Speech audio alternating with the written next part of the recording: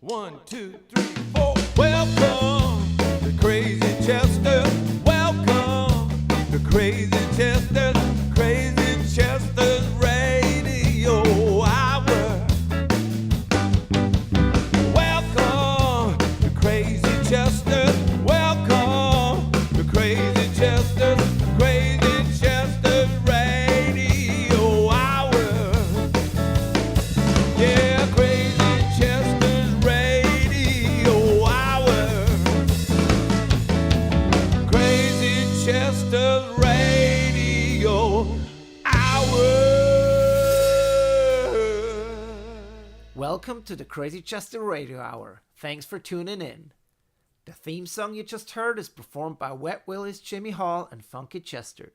My name is Andreas Werner. I'm a record producer, songwriter, and owner of Crazy Chester Records. If you'd like to find out more about Crazy Chester Records or the Crazy Chester Radio Hour, check out our website at crazychesterrecords.com. My guest today is Mitch Mann. Mitch is one of the great guitar players from Muscle Shoals.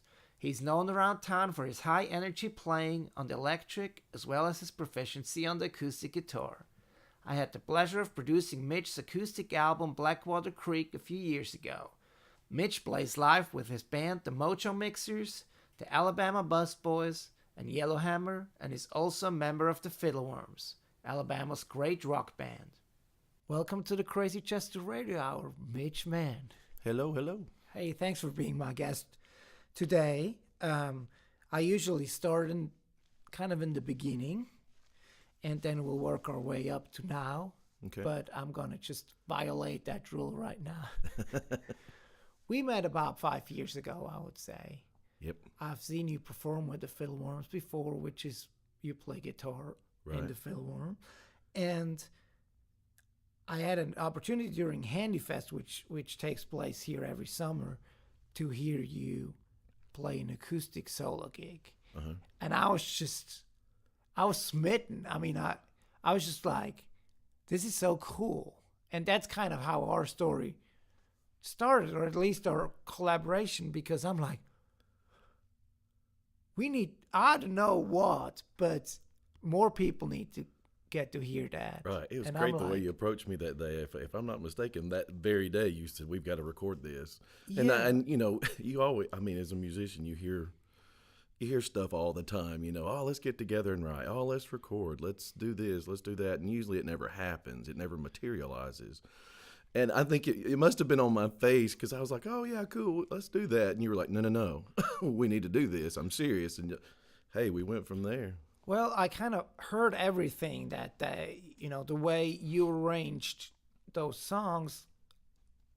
Although it's just you and acoustic guitar, it's a Right. very full thing in itself. Right. Yeah. Well, if you're up there by yourself, you got to fill up space, you know. Yeah. And two, a long time ago doing solo gigs, I noticed, I didn't want to get up there and strum all night, and it's just like you're banging away on a tin can strumming all night, So I started mixing up things with finger picking songs, and then started mixing up things with trying to incorporate finger picking, a little melody in there, and even a solo if I had to, but yet keep it all going.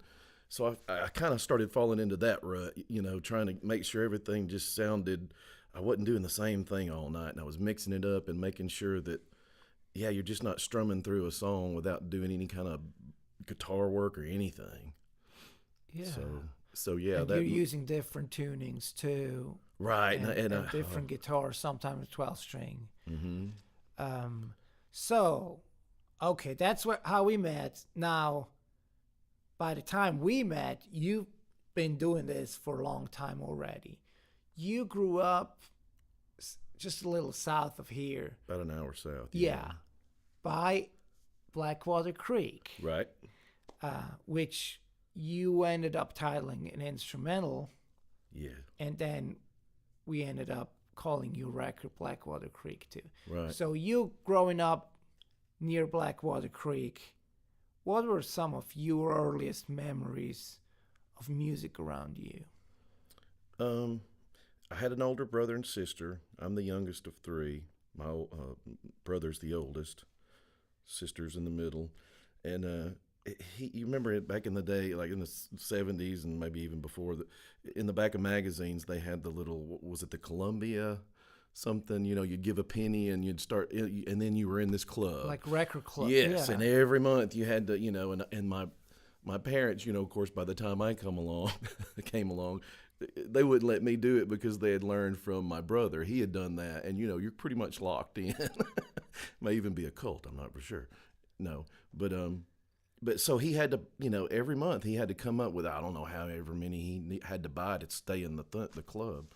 So he always had stuff like Jim Croce. That's where I learned, got into Jim Croce and Foreigner, and he just had all kinds of music laying around. And then my sister came along, and I got into Elvis and the Beatles through her. And I was telling somebody the other day, I may be getting off track, but we were talking about, for my generation, people talk about when Kennedy was shot, they know where they were. I can remember, the day Elvis died and where I was when Lennon got shot. And a lot of that was because when Elvis died, my sister was so, she was, it tore her up, so she went into her room and played Elvis records all day. And then when John Lennon was shot, she had just bought, if I'm not mistaken, was it The Woman that had just come out on a 45? Same thing. She locked herself in a room that day playing John Lennon records. So I just I got it from them. Of course, we were in church and everything. You'd hear like the organ and piano at church. So I guess between all of that, but then it really hit me, and everybody laughs at me for this, but, being a kid, say maybe 9, 10 years old, I had cousins that were into Kiss. And man, and Russell Medford from the Fiddleworms, we always talk about this, and this was, when you're reading comic books and Spider-Man and all this stuff, and the next thing, you're introduced to almost a comic superhero playing a guitar, you just start going in a different avenue. And then, getting older, I would read in magazines the interviews with those guys from Kiss, and then, the guitar players would always talk about that they loved, Jimmy Page, Jimi Hendrix, Eric Clapton. So I'd start digging into those guys, and then I'd get with those guys, and they'd be in interviews that I would read, and they'd be talking about Muddy Waters, Blind Lemon Jefferson, Robert Johnson, stuff like that. Follow back. Right, and it's a peculiar place to start with a glam band with makeup and all that stuff, but that's where it took me. And yeah, so I grew up with like Kiss and the Evel Knievel, it was it was very bombastic and over the top, but then digging backwards, you get into the real, I hate to say that, but the better stuff, like the blues and where it all came from, really. What was the guitar your first instrument? Yes. I say that because I played drums in school, and I think I went into band maybe around 6th grade, but it seems like all about the same time, I wanted to play guitar, and I think, there was always one around, it seemed like. Either a cousin had one or my dad had tried to play and gave it up, and it was under a bed or something. But yeah, I just, kind of went from there, yeah. But the guitar and the drum, it all came, because if I could have played guitar at school, I would have. But to me, it was like if I couldn't be Jimmy Page at school, I'd try to be John Bonham and play the drums. And the only regret about playing the drums at school, you were in marching band and you were in concert band. And of course, in concert band, I played a snare. And then in marching band, we were so, the school that I went to was so small. We always needed somebody to do something. So I've marched with a bass drum. I've marched with the cymbals, tri-tom, snare, everything. But so I was doing that at school, and then I kept on, hassling and aggravating my mom and dad to get me a guitar. And finally, he bought me a decent one, and we got up with a lady she was actually an elementary teacher that had taught my sister, I think, 4th or 5th grade. And she sang and played piano at church. And she, could play a little bit, basically just strumming through songs. And so, she told my mom, she said, I can teach him, and get him at least to where he's just playing chords and strumming along the songs. And so I took from her maybe about a year or a little over. And she came to my mom and she said, I've taught him everything, all that I can do, Because she just, like I said, just strummed and played chords. But that got me on the track. And about the same time, I think that's when Hot Licks videos started coming out on VHS, and tablature books started, and they may have existed before, but I mean, it just seemed like those tab magazines were everywhere. Yeah. So, you take it upon yourself. It's like the first song I think I ever played through, I got a guitar magazine that had Stairway to Heaven in it. And I mean, I just locked myself in a room for 2 months, making myself every day at least, go 12 bars further, and just until you got the whole song. So, but yeah, the drums and my only regret about playing the drums is I never got around to playing a full kit, I always kind of marched in concert band with snares and stuff like that, but I never got around to a full kit, and I wish I would have. Yeah. So, when did you start, making music with other kids? Did you start a band or join a band pretty soon after that, or did that take a while? I had a friend in high school. He was on the drum line too, and of course he was doing what he wanted to do. He wanted to be a drummer, and of course I was just, I can't play guitar here at school, so I'll be, So he and I started getting together and kind of playing some. Of course we were, I'm sure we were awful, but then from there, he was 1 year older. So when he graduated, he came up to Phil Campbell, to a little junior college there called Northwest Community College. And they had a really good music program there. And at the time, you go in and they were giving away some little music scholarships. And the scholarship would pay for everything except your books. So he went up there and got a scholarship. And so while I'm finishing school that year, while he's there, he would just come back and hang out whenever he wasn't in school. And so he started telling me, he's like, if you're going to go to college, you ought to come up here. You can probably get a scholarship on your guitar. So I went in and did the tryout, and I got one. And, my parents were, they loved that. All we had to do was pay for books. And of course, they loved it because they thought I would get in there and actually apply myself to the to the real studies, but I didn't. And I crammed that 2-year junior college experience into 3. And but that was a lot of it too was part of the scholarship. If you got the scholarship, you had to be in every performance kind of thing that everything they'd throw at you. You had to take those first, then get your academic. Well, it got to the point where, I was so bogged down with just music classes, theory, and, my guitar, they had somebody, that's where I met Jay Johnson, actually.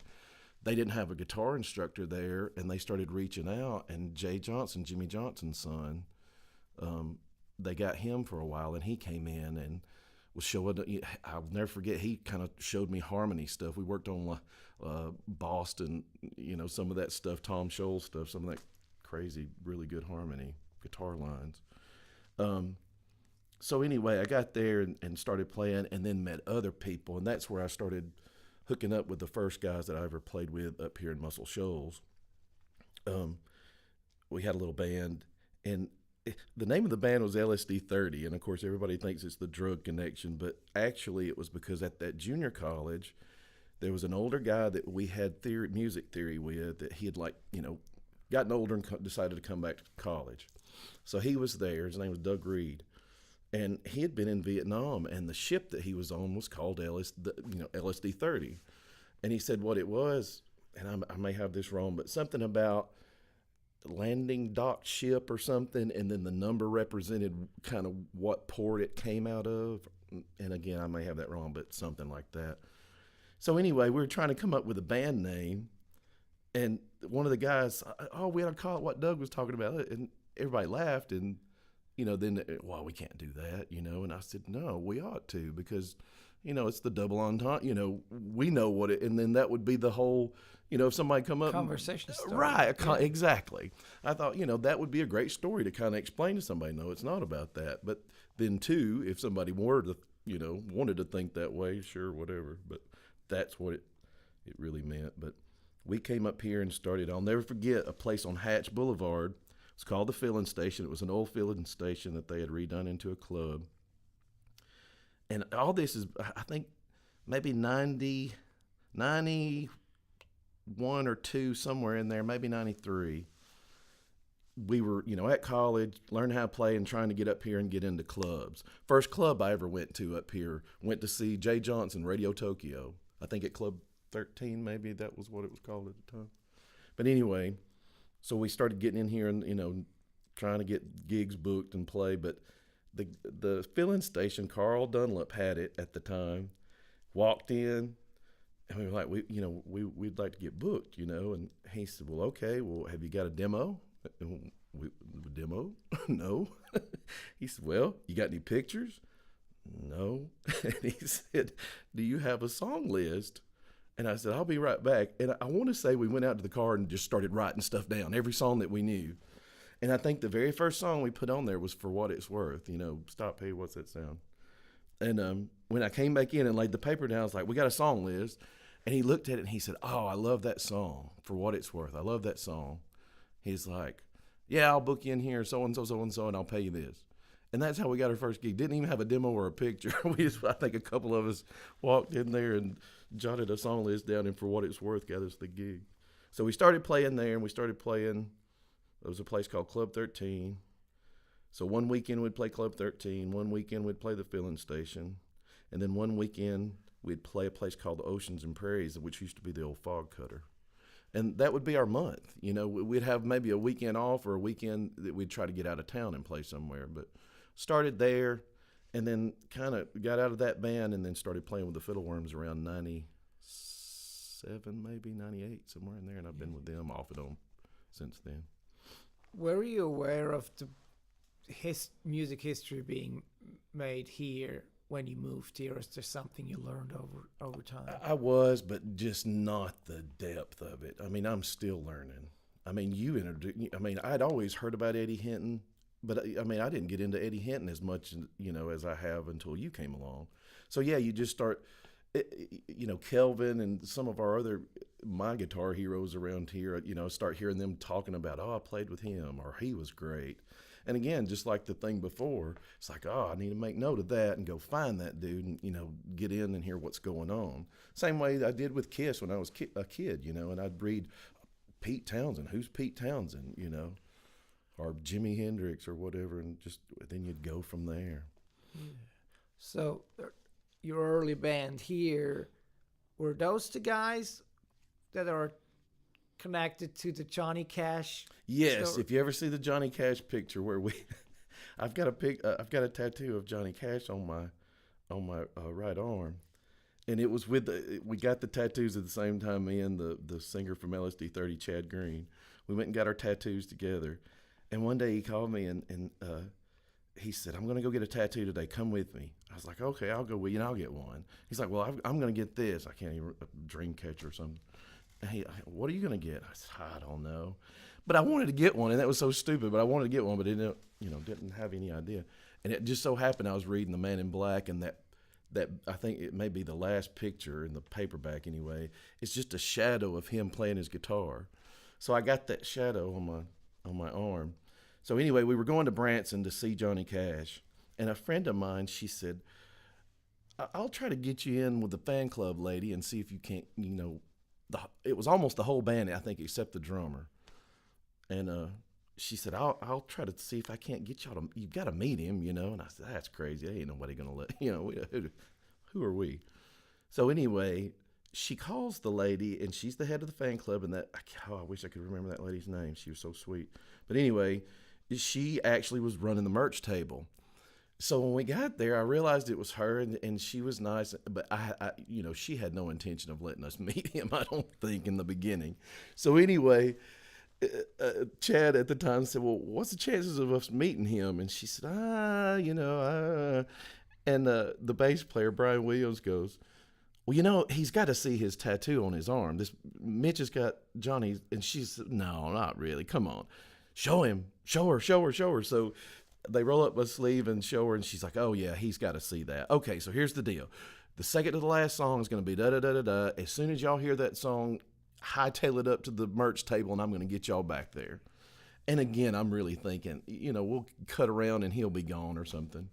So, but sure enough, we went up there, and it was surreal. She just had us going through crazy, like Phantom of the Opera type backstage, around ropes and everything.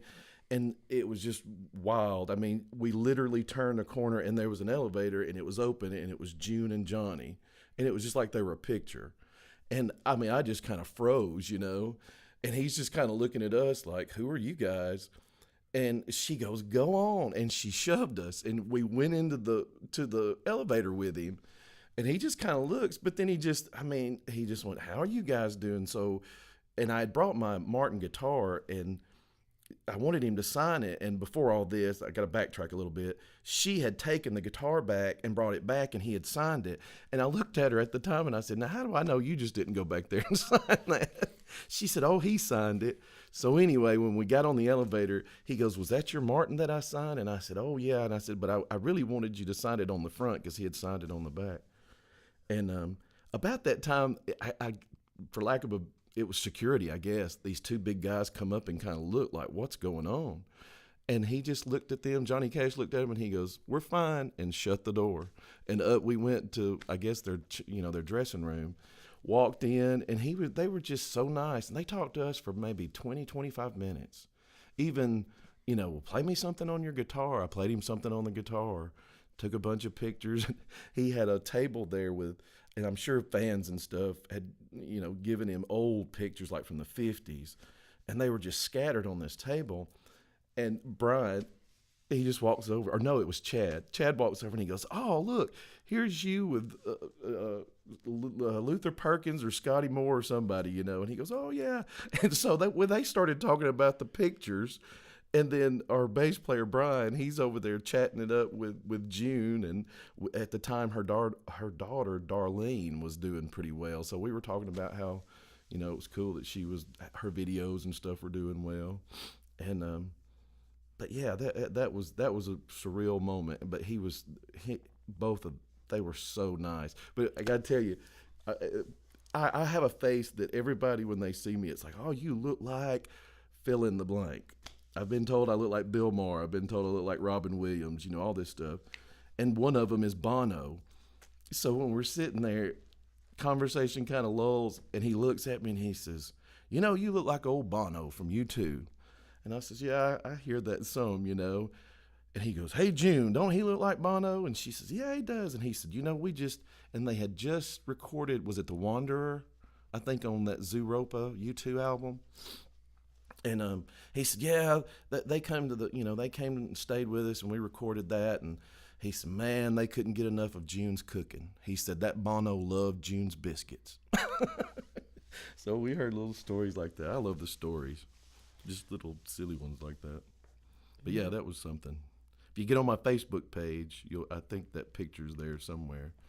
With us, with all of our, that's where we got those Johnny Cash shirts at the show, and we all had them on, and we're sitting there with him. And I think that was right after that first American Recordings record with Rick Rubin that had like Delia's Gone and all that stuff. And he did a great show that night. But yeah, he was still in fine form then. That was a good show, and that was a treat to meet him and her. Did you ever go enter a recording studio with that band? No, and I want to say that's kind of why we all started getting married, and it was just kind of getting boring, I think, there for a while. And I really wanted to write and start, doing original material, and it just never would happen. I don't know, we didn't have enough gumption in us at that time to do that type thing, and then I think that's kind of when the Fiddleworms, I had the opportunity to go and that was totally, upside down, because LSD-30 was, I think we may have done one original tune, but for the most part we were just cut, because Chad could sing Led Zeppelin just as good. I mean, I hate to say that, but at the time he could do Robert Plant pretty close that Robert could, So we were doing all kind of Zeppelin and stuff, and everybody was having fun, and that was back when, even though there was good music out there, but it seemed like everybody my age would go back to the 60s and 70s for music. I mean, we were all Doors fans. We were all, Crosby, Stills, and Nash fans. I learned how to sing harmony from that first band because Chad and Brian and Stewart, they could all sing harmony, and I was the only one that couldn't. And I'm sitting there scratching my head going, how are y'all doing that? Every time I try to hit a different note, I go right back to the melody, But just being around it, and it was starting to sink in about the time we all kind of split up, or it may have just been me leaving for a while, but when it, came time to join the Fiddleworms, Chris's harmony needed to be there. And so I took it upon myself. It's like, all right, you've been around those guys learning it, and you hadn't really stepped out and tried it. Now step up and do it, And that was the first time I started singing harmony with anybody was with the Fiddleworms and actually learning it from Chad and Brian and Stewart. Was Kenny and the C notes before the Fiddleworms, or were you in the Fiddleworms first? And then yeah, it was the Fiddleworms first. And I want to say the first time, and that's why I say I've kind of been in and out, because we started 97, 98, and I'm terrible with the time and the year, but, Russell's mom got sick and passed away with cancer, and he took a break for a little while. So we kind of scattered, and then we all kind of came back together, or maybe it was just me and him coming back together, because we'd play, duo acoustic shows. And then, somewhere down the line, I think it happened that there was an unfinished album that they had started up in Nashville with Rodney Good that was married to Jamie O'Neill. Is that her name? Sorry. I think he talked to Rodney one day, and he was like, man, y'all need to come up here and finish this record.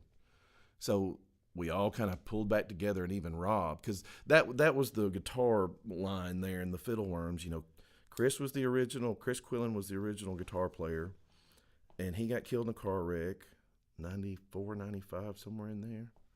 Rob Malone, filled in, and then he left after a year or two to go to Athens, and that's when he joined the Drive-By Truckers for a little stint. And after Rob left, that's when I came in, and I'm thinking that was 97 going into 98. Because it was about the time that I married Julie, and we got married in March of 98, so somewhere in there. Yeah, and then Fiddleworms, they stopped for a while. Yeah, and then that's when the Kenny and the C notes thing, and Russell kind of put that together because we had met David and Donna and everything, and that's the thing about the Fiddleworms. We go off in every different direction. One or two of us, three or four of us. It's almost like a band or something will get mad at one and leave him out, and they'll do a project. Then it rolls around, and we all are doing things. But and that was you, Russell Medford, Donna Jean Godchaux McKay, David McKay, Kelvin Hawley, and Tom Risher. Tom Risher, bless him. Yes, Tom Risher Sr. And I don't know if you can call it you made a record, but there is a CD with 6 or 7 songs on it that you guys did. I guess maybe recorded live some of it. Yes, I think was it Gary Baker had a little. We did it over there on Pine Street in Florence, and I can't remember. Oh, I'm terrible. I can't remember what the name of that place was called at the time, but it linked Noise up. Block. Yeah, I think so, maybe. But it linked up with Gary's place, and he had run lines in there to record live, so. We may have been the first ones to try it. I may be wrong, but yeah, we did it, and then I think we took the files or tape or whatever to somewhere and mixed them, but yeah, that's out there somewhere. I actually saw that today. It was in my room. I saw it laying there. I need to listen to that. I hadn't listened in a while. Was that one of your earliest recording? I guess you might have done something with the Fiddleworms before that. Probably the first time I actually did anything was probably 2000. I just self-financed a little. It almost was like home demos. I did that then. Is that what became Behind the Breaking Plow? Yeah, that's Behind the Breaking Plow. And then I guess the next thing is that Fiddleworms record, maybe. And then you went to Johnny Sandlin's studio to do something too. I went over there. That was 90. Oh, gosh. I had a friend of mine, and she was kind of helping out, and she said, where would you, if you wanted to go somewhere and cut, where? And I don't know how, but we were talking about Johnny's place.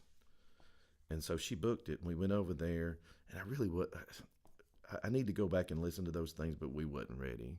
songs weren't there, and we were just green as everything. So was that your first experience in the studio, pretty much? Yeah, and at some point I had done a little 3 demo, and I bet you, okay, that's probably the very first thing I ever did, was in Coleman, and gosh, this was probably 89 or 88. The same lady, she said, why don't you go and record, I had written maybe 1 or 2 little things. And so we did over there, and it was terrible too. But I had to learn somewhere. So yeah, it was like Coleman, and I think that place is called Baker's Music, and I think it's still a music store over there maybe. But I did that, and yeah, gosh, I'm all out of line in the chronological order here, but I think that was my very first thing. Yeah. And how did you just mention, writing your own songs, but when did that start for you? Is that something you tried fairly early on? I tried very early on, and it was just, I would sit there with a little tape deck and record and listen back, and it would be like, it's got the germ of something, but I never could, flesh it out and elaborate and make it a cohesive type, really good, solid punch of a song. And then I just kind of got away from it for a little while.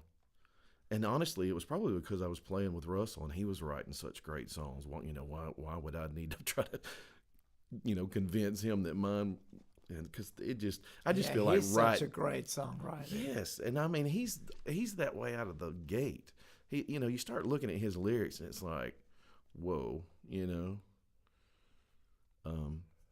But yeah, and then it's like I just feel like now I'm getting more comfortable, and I still don't want. You say you're a songwriter, but it's like really I say that trying to convince myself. I mean, if I have a hit, and maybe that's not the way to look at it, but I mean, my main goal is just to write something that I feel like is a great piece of art that stands. I want something to last. Yeah. And it doesn't necessarily have to be a #1 song or a Grammy winner, but if it moves people enough that everybody still wants to hear it years later, that's what I would like to shoot for. Yeah, one of my favorite songs of yours, I think, was part of the Kenny and the C Notes project, and then you later re-recorded it for a soundtrack, and then we put it on the album we did. Yeah. And that's Good Things that you wrote with Donna Jean Godchaux. Right. How did that song come about? Again, with the tunings. I think I put my guitar in I think it's in an E minor tuning. All I did was tune the A and the D string up a whole step and got where you hit it, it was an E minor chord. But then I started noodling around one day when I was restringing the guitar, and I put it in that tuning. And it was like I was coming up with a little finger picking pattern, a little melody that sounded major, even though I had the guitar tuned in a minor key. And I was just noodling around with that one day, and Donna said, "Ooh, I love that." And she said, "Let me go record that." And she brought a little tape recorder out and recorded me doing it. And I said, "Well, Donna," I said, "I've just got 3 or 4 little sections, and I don't even know how I'm going to string them together yet." She said, "Well, just play the sections. Just, play one section over and over, play another section over and over, and the other one." So within a week or so, she said, "I put some words to that." And I said, "Well, have at it, yeah." And she said, "Oh, you really going to let me have it?" I said, "Yeah." She said, "Well, I've already got some." So then the next time we got together, she said, "Okay, play the first section." And I'd play it, and then she'd go, "Okay, we're fixing to go." So she put it together. So I just had the music, and she kind of outlined it and then filled in the lyrics and the melody. And yeah, it's a beautiful song. Was that the first time you collaborated with somebody on a song? Or that, and probably, writing with Scott. Yeah, her and Scott, I would think. Something that I felt like I could really use afterwards. Yeah. I had gotten together with all kind of people, and just, there would be times, and you know how it is, it still happens, even after you've written for a long time. Sometimes you just get in a room with somebody, and you're going to try to write a song, and you just kind of stare at each other. Yeah. And I've had that, I'd had that happen building up to trying to write, and it would wig me out. I would think, I don't really have nothing to say. And so, but then I took it as a challenge. It was like, I'm going to make myself write with somebody, and I'm going to force myself to have a kernel of an idea when I come into the room to where if they don't, we can at least start trying to beat and chase that idea down. Yeah. So with Scott Boyer, you did Make this last minute last. How did you meet Scott or get introduced to him? Again, moving up here in the early 90s, it's like every Tuesday night on 2nd Street in Muscle Shoals, there was a place called the Union Station. And back then it just seemed like there were really great, cool club owners, just like Carl at the filling station, which was over in Sheffield on Hatch. The Union Station was in Muscle Shoals on 2nd Street, and Danny Lambert had that. And he was such a sweetheart. And we played there on the weekend some, but every Tuesday night the Decoys played, which was Kelvin Holly, Scott Boyer, N.C. Thurman. And when I first started seeing them, it was Butch McDade playing drums, Jimmy Clay playing bass. And I think before I started seeing them, Chalmers was with them, but when I started seeing them, it was just NC. And man, and it was great too because our buddy was a sound guy and he ran sound, so I'd go and hang out with him. But regardless, every Tuesday night, if you were a music fan or a musician, you went over there to be schooled because those guys were so tight and so good. And you know, after they warmed up after the first set, it was like you waited for that second set because they were on fire. And I mean, it was rock and roll college, you know. It's like and you would sit there and study and learn how a band should work. You know, it's a tight machine that punches, you know, at the same time, in my opinion. And that's the way they were. They were just so punchy. I mean, and it was a tight rhythm section, which is Muscle Shoals, right? Yeah. I mean, that rhythm section, that's your engine. And if you don't have that, you don't have anything. And I learned that, you know, up here too. And I mean, that's where your groove is. That's where you catch somebody's attention, you know, from that, and you see the feet tapping and necks goosing, you know, you got them. Yeah, that's something. And I talked to David McKay earlier when we do the Mitch Mann at the Mojo Mixers gigs, where it's you and me and David and Jimmy Nutt on drums. Right. We really, you know, kind of feel that there too. It's like, right. It's just the rhythm section. We're just there to support you, but just the rhythm section itself has become, you know, gotten its own little thing. Oh yeah, it starts together. there.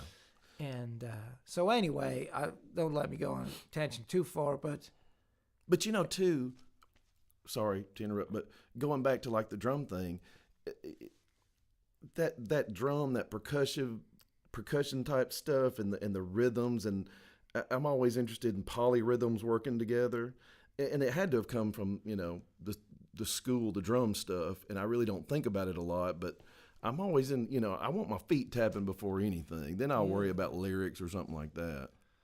Yeah. So we mentioned Scott Boyer, and a few months ago, you called me one afternoon and said, hey, I got this riff. Right. You want to go over to Scott Boyer's house and see if we can get him to write, you know, the song.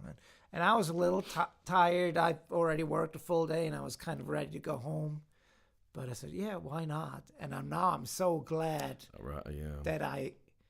that you did this, because it ended up being Scott's last song that he wrote. It was really meant to be. It really was. And because again, that was one of those stories where I have had that little groove, that little chord progression, that riff, whatever it was. I mean, it's been around for 3 or 4 years. And the second that I started putting it together, I thought, man, I got to write this with Scott. This sounds just like Scott. Scott could be just all over this and kill it. Yeah. And so I'd see him, every time I'd see him, I'd be like, we got to write, and he'd go, we got to write that song. We got to write. And for some reason that day, I don't know what happened, but I was just like, yeah, and I need to call Andreas and hook it all up, and that'd be great. All three of us write this song. And yeah, we did. And then within a week, he was gone. Yeah, and he was, you know, frail, but he was on top of it. He was on fire, and you remember. It was his title. And And too, you remember how he would just sit there, and he'd be real quiet, and then all of a sudden he would just look up, and he'd spit out a line, and it was like, wait a minute, what did you just say? Write it down quickly before we forget it. Yeah, and we left with a finished song, pretty much. Yep. And actually had started another one. Yeah, that's true too. with the idea of coming back to finish it now. Like you said, we need to finish it in honor of him and memory. Yeah, homage. That's true. Would you mind playing Stop Subtracting, that last song we wrote with Scott? Mm-hmm. All right, let's do it. 1, 2, 3.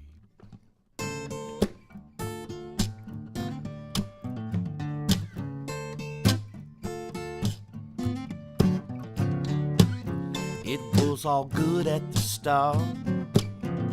We were all on a promising path. We were more than the sum of the parts until we started doing the math. I used to love you so much, nothing I wouldn't do. Now every little thing I gave just ain't good enough. Stop subtracting, thinking about what you can add. Stop subtracting, don't take away the good we had.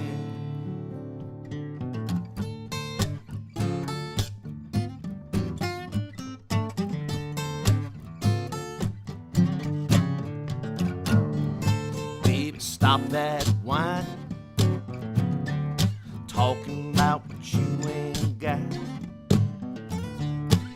Man, I get so tired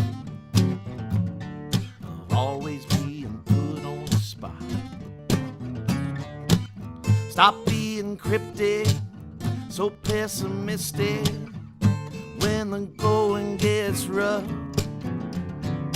'Cause you're complaining is much too draining. Life itself is hard enough.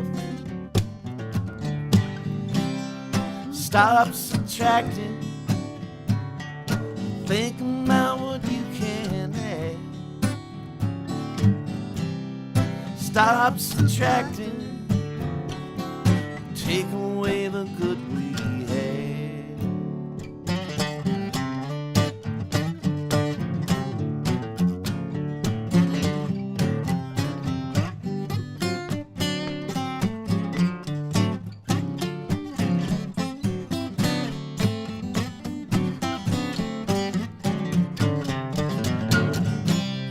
Stop subtracting,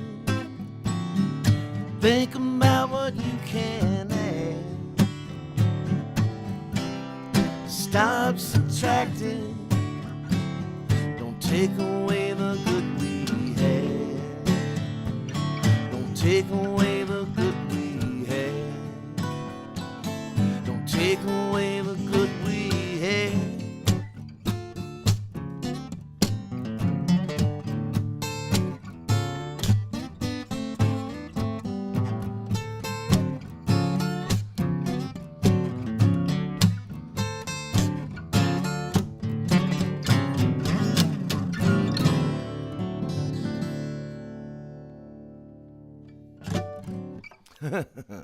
Stop All subtracting. right.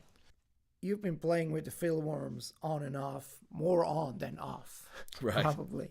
Yeah, because I took some time off when my youngest son was born in 2006. I took a little time off. The boys were wanting to get out on and do some road stuff, and I needed to be home, you know. So I took some time off. But then as everything, and that's what I love about David. Anytime David says, McKay says that if anybody says, who do you play with? He says, I'm just part of the Fiddleworms family. And that's a good way of, because, yeah, we're scattered and there's a bunch of us and we're all in and out. And like right now, Rob's playing with Rob and the Proponents. And, we've got the Mojo Mixers and then play with Russell. And we're about to play the Helen Keller Festival. Russell Medford and friends going to put some different people together. So, yeah, it's just a big extended family, and everybody is on the same level, and everybody's just laid back and easygoing, and it's all about music and family and food sometimes. Yeah. And the Fiddleworms recorded a couple of your tunes, too, over the years. Right. And we got to do a live record right here where we're sitting here at the NuttHouse, which that's a great I'm record. very proud of that record still. It's just like you guys were on fire those couple nights, and it's I love that it's record. just good sounding record. And then we got the Mojo Mixers, which you kind of already had, and we kind of just the four of us kind of started doing that some more, and you do gigs in different configuration Right. at times as well as your solo gigs that you still do a lot. And the record that we did where we started our conversation today called Blackwater Creek came out about 4 years ago, I guess. I think so. We talked about how it all started, but then we came here to the NuttHouse too, and I guess you had all these songs to choose from. I guess it was pretty. I mean, made a lot of sense to me that it's mainly going to be originals. Although Right. when you do the live thing and play 4 hours, you also mix it with different covers Right. as well. And then you called some of your friends to help out, but it's pretty much your live gig. We just tried to get that on a record. Right. Did I get that right? Mm-hmm. So we had Scott Boyer joined you on the song that the two of you co-wrote. Right. Donna came in and sang on a couple. Russell came in and sang on a couple. Again, it's just family and Yeah. as Russell says, family, friends and family that all Absolutely. And I know, you've been writing for a long time, but now for the past year or so, and correct me if I'm wrong, you've become a more prolific writer. Yeah, again, I just have this. It's weird to me to say I'm a writer because I make my living playing music, but it's like I don't know. In my head, I just can't get it to where that's just the first thing I say. I'm always a musician or a guitarist, singer, songwriter. Songwriter's always last. But for the past year, again, it's just been a challenge to, buck up and be what you're saying you're going to be or what you are. And again, too, if it was up to my own devices, I would be lackadaisical about it, and too, I overthink things. It's like when I write something, I just start immediately. It's like, is this good enough? Is this gonna make the cut? Is it gonna be something? And if it's not from the get go, my immediate thing is just to give up on it. And you can't do that. You gotta either make it. You got to flesh it out and make it work and be the craftsman that you should be about it, or you need to know immediately that it's not working and turn it around. But you got to do something. So I started getting into that mode of thinking. Just do it, even if it. And I think I read somewhere where some songwriter said that it helped him to get to a place where he didn't care if it was good or bad. He didn't care if anybody even heard it or not, except him. Just finish it, And so it started with that. And a lot of it too, it all comes back to you a lot of times. We did that, I guess it was last Handy, because it's been about a year, like you said. Yeah. You put that thing together about female songwriters. And Stephanie Brown, that she had a hit with Garth Brooks, Burning Bridges. And what's unique about Stephanie is she writes, but she doesn't really play an instrument per se. I mean, she can get on the piano and tinkle around, but she doesn't play enough. So when you come in, you start talking. You start talking about what you're thinking about, what this song is really about. And one of her best strengths is and what a great match for me, keeping you on task. It's like, does this make sense? Are we really getting to the point of what we're trying to say? And are we, is that thread all the way through it? So then I start realizing this lady is a craftsman. She knows what she's doing. And again, through you, Mark Narmore too. I met Mark. I mean, I've always known Mark, but I've been around him a lot more since you've been around, right? Yeah, and we've been doing the Alabama Bus Boys shows every now and then. And going to far off places. We've been to New York, Yeah. Atlanta. And Nashville. Yeah. But and Mark's the same way. You know, he is a songwriter. I mean, he's had a hit or hits, you know, and cuts and so he knows. And somebody said one time, it's, you know, when you start writing a song, you know what you got in your truck bed. Now you got to unload it and set it up. So he knows how to unload the truck. You know, he knows how to get in there and start hammering it out. And if somebody, you know, you start bogging down, let's take a break for a minute, let's rethink, okay, back on it. You know, and it's work. And I've always tried to keep it fun, but sometimes it has to turn into work. And so that's what I've been doing for a year, and especially with those folks. And through Mark, I met Jim Gaines and Sandy Carroll, his wife Sandy Carroll, and she's a great songwriter. So writing with that bunch, you know, it's been good, and it's helped me to come back to other, you know, like me and you writing, or me and Scott writing, because now I feel like I'm more of a, you know, I can bring something to the table, whereas I used to just kind of stare at everybody. Yeah. And you got together with Donnie Fritz to write one too. Yes, and that was a treat, because I mean, again, he's been, you know, around here, and one of the guys that you look up to, just a legend walking around, and you bump into him everywhere. And again, I love stories. I'm sorry, let me throw this in here. The other day when we were at Champy's, this place where we always play, we love Champy's on 2nd Street, Muscle Shoals. Love with a capital L. Yes. Such a great place to play, a little funky room, good chicken. And Donnie had come and sat in with us, and so we're standing waiting to get into the restroom, and there's albums all over the walls. And I've been on a Sly and the Family Stone kick lately and trying to get some vinyl on those guys. And so we see one of the covers on the wall. I'm like, man, I'm really into those guys right now. He turns and he says, you know, I played on stage at Madison Square Garden with him one time. I went, what? He says, yep. He said, I was playing with Chris, and we were all there with a bunch of different folks at Madison Square Garden for some kind of benefit. And he said, I don't even remember when or what it was for. And he said, all of a sudden, Sly stood up and said, well, I want to go back out there and play one more. He said, come on. And so he started slowly talking this first one and another to get up on stage with him to play something, whatever.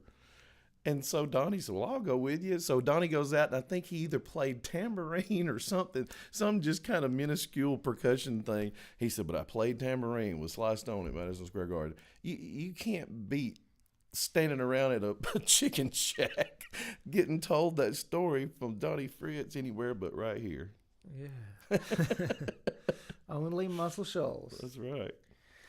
So thank you so much for Thank you for having me and letting me past hour with me and sharing all your stories and playing your songs.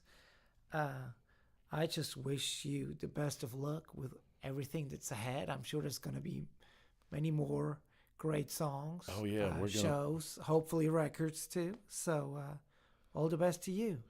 All the best to you. And you know I love you and I appreciate you. Oh, it's mutual. Yes. Totally.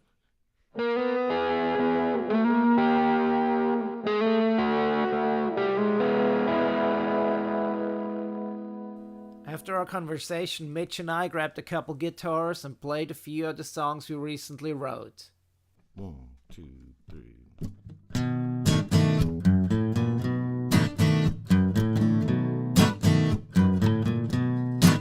I've seen more creeks and streets, I've been too poor for power, so I learned how to howl around the midnight hour. Been the blue note for the struggle of man,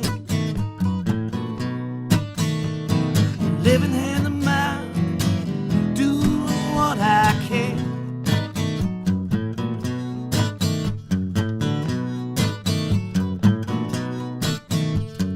I know the feeling, you know it too. Can't talk about it, so you sing your blues. Bend your blue note for the struggle of man. Living hand to mouth, doing what I can.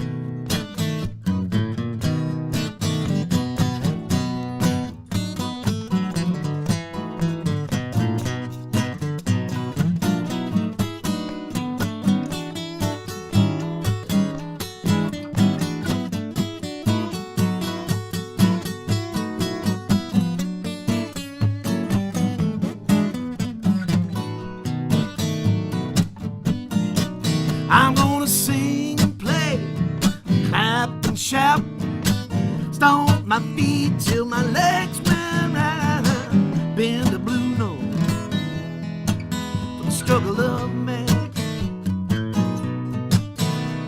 I'm living hand to mouth, doing what I can. I'm living hand to mouth, doing what I can. I'm living hand to mouth, doing what I can.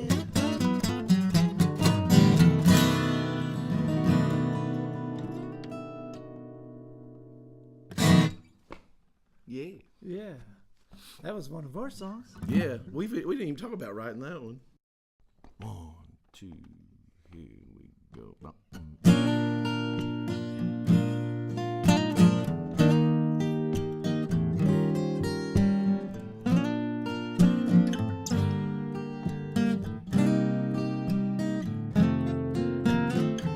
Monday morning drags you out of bed.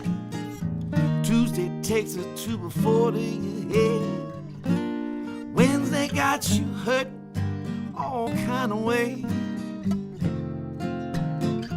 Thursday's got you turned around.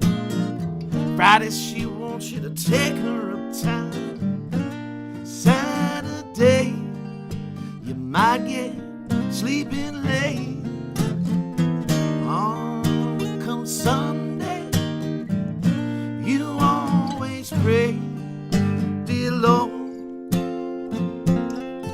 help me make it another 7 days.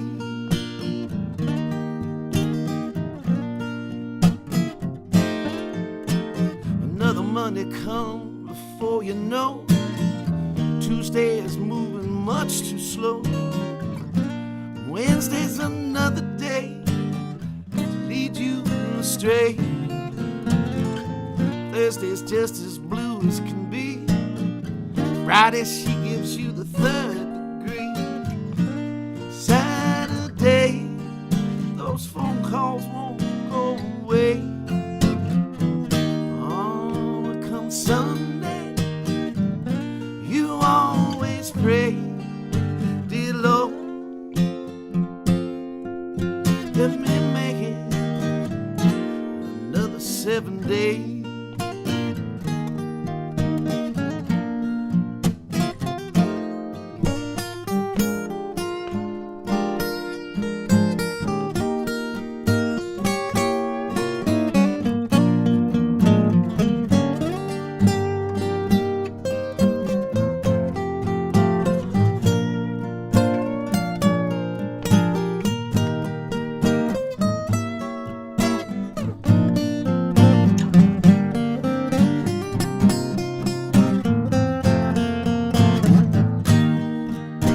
Sunday, you always pray, dear Lord,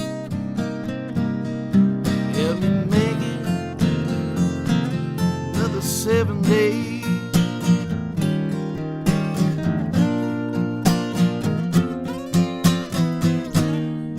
Come Sunday, you always pray, dear Lord,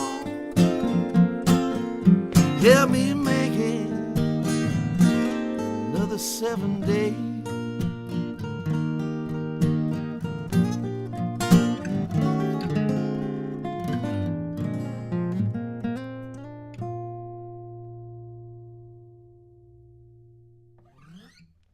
This was the 33rd episode of the Crazy Chester Radio Hour. We taped it at the NuttHouse recording studio in Sheffield, Alabama. Thanks for listening. If you enjoyed this episode, make sure to check out some of our earlier episodes and subscribe to the Crazy Chester Radio Hour. If you'd like to get a copy of Mitch's Blackwater Creek album, you'll find it at crazychesterrecords.com or all online retailers. Goodbye for now. Until next week.